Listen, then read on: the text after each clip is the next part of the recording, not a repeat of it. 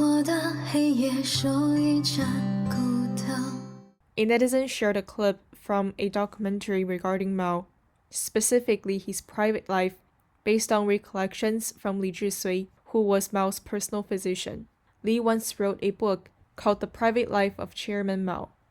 Mao's fondness for an endless supply of young women, chosen for him wherever he goes, and his refusal to bathe disgust Li. I was nauseated. Mao's sexual indulgences, his sullying of so many naive and innocent young women, were almost more than I could bear. Mao becomes a carrier of venereal disease that refuses Li's suggested treatment and his plea for him to improve his personal hygiene, saying, "I wash myself in the bodies of my young women." But it is Mao's political hypocrisy that most disappoints Li. He has countless palaces built, each with an enormous swimming pool. The railway network is closed down when he travels on his luxury train, and all planes are grounded when he's in the air. I had grown to hate the hypocrisy around me, the touting of lofty communist principles while living a life of luxury, as the masses toiled, suffered, and died. Completely seduced by the temptations of absolute power.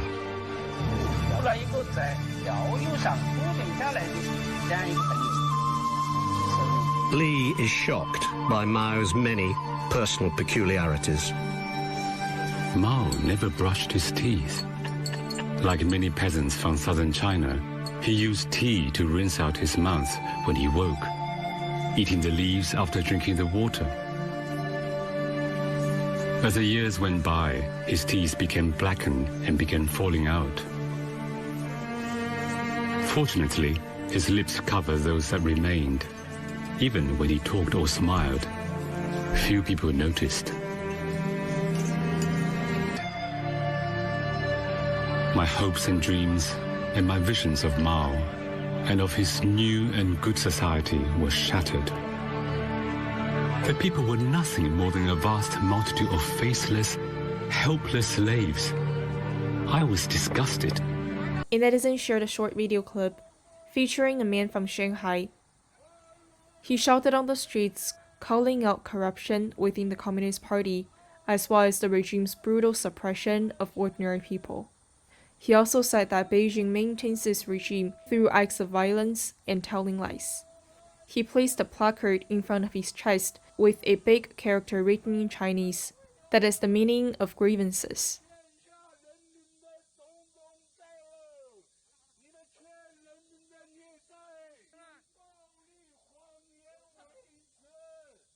He said that his house was forcibly taken away by the local authorities.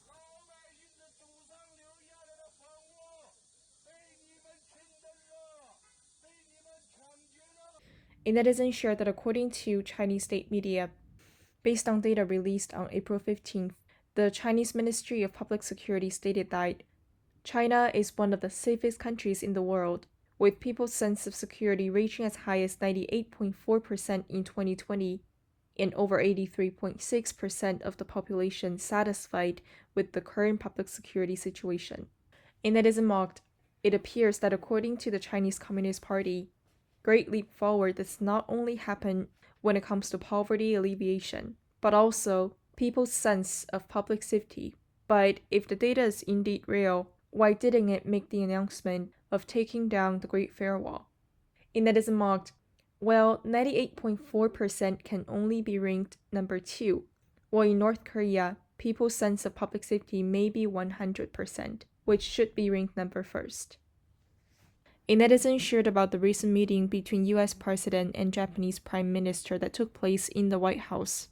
On April 16th, the White House published an official announcement.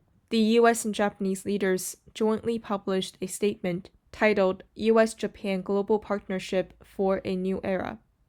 What's particularly newsworthy is that one of the lines in the statement was, quote, "We underscore the importance of peace and stability across the Taiwan Strait and encourage the peaceful resolution of cross-strait issues. It is the first time since 1969 that such reference to Taiwan was made in a joint statement by leaders of these two countries.